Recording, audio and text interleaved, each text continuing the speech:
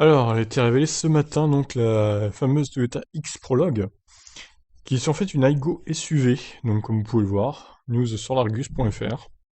Alors, ce SUV devrait débarquer donc début 2022 dans les concessions et sur les routes. Alors à première vue, elle a l'air sympa, mais j'ai pas l'impression qu'on nous dise que c'est une voiture électrique.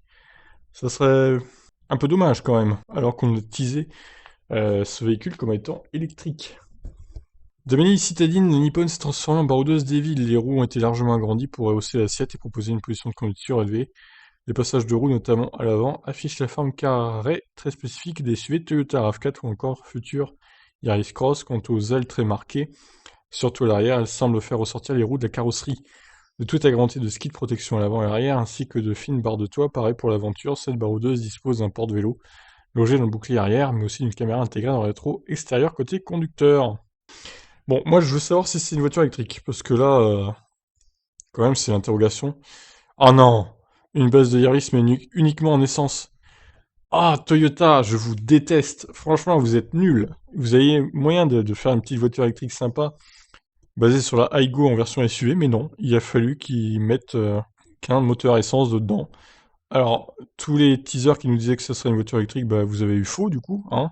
Alors, pourquoi ils nous avaient dit ça d'ailleurs? Parce que la calandre était pleine au-dessus des phares, comme on peut le voir, mais effectivement, il y a une grille en bas. Comme j'avais dit dans la précédente vidéo, ça se trouve, il y a une grille en bas. C'est pour ça que ça sera quand même une thermique.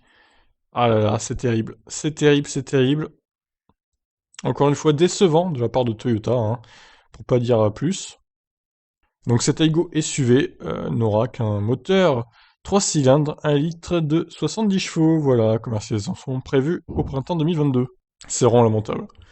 Marque lamentable, Toyota, dans toute sa splendeur. Donc voilà, on espérait une petite voiture électrique sympa. Au final, ils nous resservent une thermique, même pas hybride en plus, même pas hybride. Après, on va me dire dans les commentaires, oui, mais c'est pour baisser les coûts. Ouais, d'accord, mais bon, ça ne fait pas avancer le monde de l'automobile en attendant. Bref, c'est du Toyota, quoi. Donc, prochaine annonce de Toyota le 16 avril normalement, pour nous présenter cette fois officiellement un SUV électrique. J'espère qu'il sera bien, et j'espère qu'on ne sera pas encore déçu une nouvelle fois par cette marque. Je vous laisse réagir. Ciao.